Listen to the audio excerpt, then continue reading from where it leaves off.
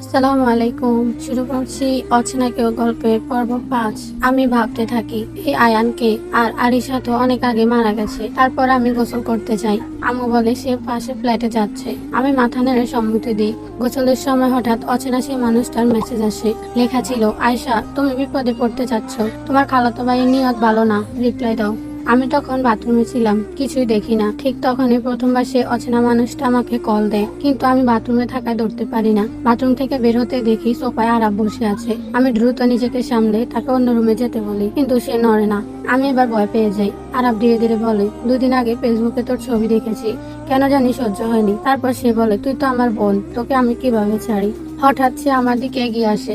আমি দৌড় দিতে চাই, কিন্তু সে আমাকে ধরে বিছানায় ফেলে দেয়। সে তখন পুরোপুরি নিয়ন্ত্রণ হারানো অবস্থায়। আমি বুঝতে পারি না এখন কি করব, কারণ অচেনা মানুষটা আমাকে আগেই বলে দিয়েছে সে সরাসরি আমাকে বাঁচাতে আসতে পারবে না। তাহলে এখন আমার কি হবে? এই ভয় আর চিন্তার মাঝে আমি দেখি আমার ভাই ধীরে ধীরে আমার দিকে এগিয়ে আসছে। আমার নিঃশ্বাস ভারী হয়ে আসছে, আমি চিৎকারও করতে পারছি না। ঠিক তখনই হঠাৎ বারান্দার দরজা খোলার শব্দ হয়। আমি আর আরব দুজনে সেদিকে তাকাই। একজন ছেলে প্রবেশ করে, ঢুকে হাসছিল, কিন্তু আমাকে আর আরবকে দেখে তার হাসি হঠাৎ থেমে যায়। আরব জিজ্ঞেস করে, এই বেটা তুই কে? ছেলেটা হালকা হাসি দিয়ে বলে, তুমি আমাকে ছেড়ো না। আমি তখন ছেলেটার পিছনে গিয়ে দাঁড়াই। আরব আবার জিজ্ঞেস করে, তুই কে? ছেলেটা ধীরে ধীরে বলে, গল্পের সবচেয়ে ইন্টারেস্টিং চরিত্র।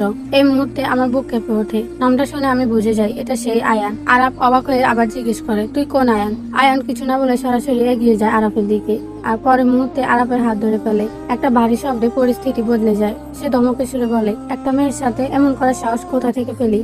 আয়েশা, যাও তোমার জুতা নিয়ে এসো। আমি ভয় আর রাগ মিশিয়ে দ্রুত জুতা নিয়ে আসি। তারপর শুরু হয় মারধর। আমি নিজেও রাগ সামলাতে পারি না, একের পর এক মারতে থাকি। কিছুক্ষণ পর আয়ান আমাকে থামিয়ে দেয়। তারপর সে আরবকে কিছু কানে কানে বলে। আরব হঠাৎ চুপ হয়ে যায়, কিছু না বলে ব্যাগ নিয়ে বাসা থেকে বের হয়ে যায়। আমি পুরো বিষয়টা বুঝতে পারি না। আমি আয়ানকে জিজ্ঞেস করি, তুমি ওর কানে কানে কি বললে? সে হাসি দিয়ে বলে, সেটা তোমাকে বলতে হবে? তারপর হঠাৎ আমাকে দেখে বলে, তোমাকে কিন্তু তোয়ালে পরে সেই লাগে। আমি চমকে যাই। এতক্ষণে বুঝতে পারি আমি এখনো তোয়ালে পরে আছি।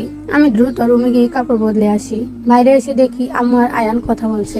আম্মু আমাকে জিজ্ঞেস করে, তুই কি আয়ানকে চিনিস না? আমি বলি না। আয়ান তখন এসে বলে, থাক আন্টি, আমি ওকে মনে করিয়ে দিব। আমি চুপচাপ দাঁড়িয়ে থাকি। তারপর আয়ান এসে আমার হাত ধরে বলে, তোমাকে নীল জামায় দারুণ লাগে আয়শা। আমি উত্তর দিই, এটা আমি জানি মিস্টার আয়ান। সে হাসে, বলে, এটা আয়ান না, আয়ান। আমি আবার বলি, আমি তো আয়ানই বলবো। তারপর সে আমার হাত ধরে বাইরে নিয়ে যায়। আম্মুকে বলে, আপনার মেয়েকে নিয়ে যাচ্ছি, হারিয়ে গেলে খুঁজবেন না। আসসালামু আলাইকুম গাইস। পরের পর্ব দেখতে চাইলে অবশ্যই কমেন্ট করো।